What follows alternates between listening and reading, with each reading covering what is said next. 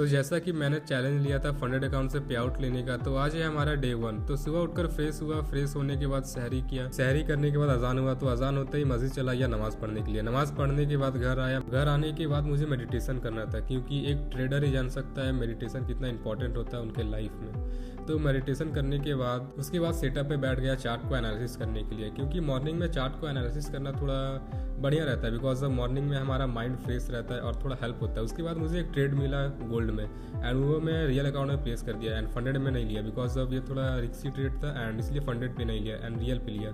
ना ये ट्रेड मेरा कुछ देर वेट करने के बाद हमारे फेवर में मूव करने लगा और थोड़ा प्रॉफिट दिखने लगा। उसके बाद मैं सोने के लिए चला गया, एंड उठने के बाद देखा तो ये ट्रेड हमारा टारगेट दे चुका था।